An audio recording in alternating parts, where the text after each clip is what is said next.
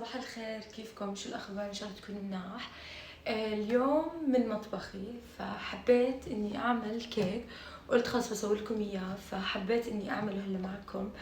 فشوفوا طريقتي كتير سهلة، هو كيك يعني كيك بردقان، فكتير سهل وكتير حلو. أنا رح أعمله على اللي هي محضرة هاي الطعام، اللي هي نفسها زي مبدأ الخلاط. كل شي رح أحطه مع بعضه، فتعالوا شوفوا كيف أنا بعمل. أول شي راح أحط اللي هو 5 بيضات. هلا بعد ما حطيت 5 بيضات، طبعا لازم يكونوا على درجة حرارة الغرفة. راح أحط معلقة من الملح، ما بكتر. أنا دائما بفضل إنه زي رشتين مثلا وخلص من الملح. كمان معلقة كبيرة من الخل الأبيض. طبعا الخل الأبيض هو اللي بيعطي اللي هي نفخة لهاي الكيكة. كمان بنحط فانيلا، بغض النظر إذا كانت بودرة أو سائلة. أنا حابة أحط سائلة، تقريبا بحط يعني معلقة كبيرة من الفانيلا. بتعرفوا الفانيلا عشان تشيل ريحة البيض. كمان راح أحط 1.5 كوب من السكر. هلا بعد ما حطيت كل المكونات راح أسكر وأبلش إني أحطها على سرعة عالية. أنا عندي سرعتين، 1 و2، فراح أحطها على 2 اللي هي السرعة العالية.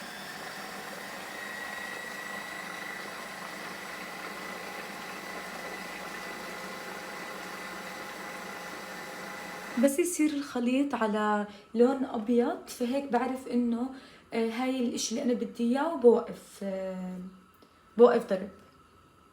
هلا بعد ما صار الخليط لونه أبيض، أنا راح أحط 1 كوب من الزيت، اللي هو زيت القلي أو الزيت النباتي.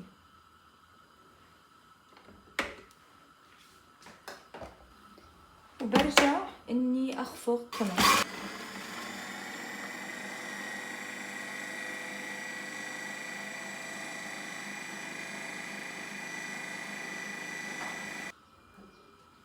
كمان راح أحط كوب من عصير البردقان اللي عصرته. تقريبا أنا طلعت معي حبتين كبار من البردقان، عصرتهم وأخذت عصيرهم وكمان برشتهم. بعد ما أحط عصير البردقان راح أحط كمان برش البردقان، تقريبا بمقدار معلقة كبيرة لربع معلقة، ربع كاسة يعني مقدار ربع كاسة بس. وبعدين ببلش إني أخلطهم بس شوي، وبعدين خلص بس بخفق شوي.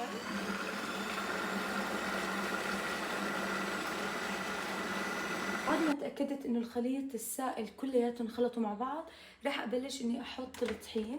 راح أحط 3 كوب من الطحين، مع معلقتين كبار من البيكنج باودر.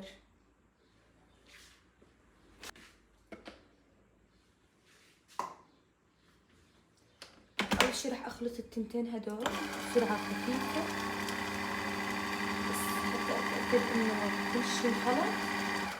بعدين راح أرجع أحط اللي هي الكوب الثالث. هون الكوب الثالث، وكمان راح أحط معلقتين من البيكنج باودر. كمان بنحط معلقتين من البيكنج باودر.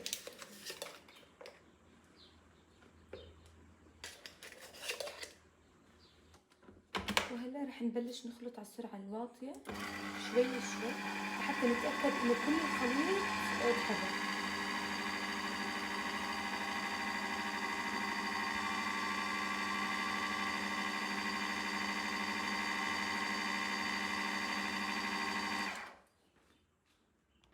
قربت لكم، شوفوا كيف الخليط بجنن، ولا غلطة وما في تكتلات ولا في اشي، فكتير حلو.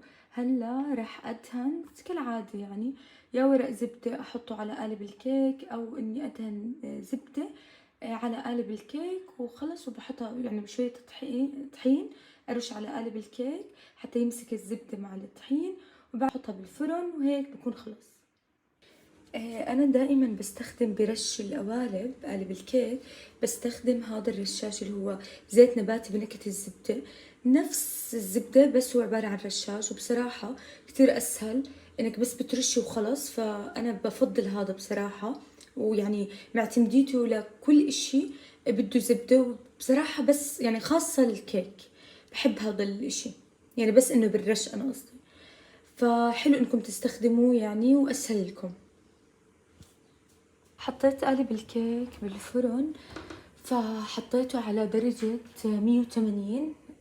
فراح أتركه يعني بس تقريبا وقت المنبه راح أحط ساعة يعني هو بده من 45 دقيقة ل50 دقيقة، فأنا بخليه ساعة.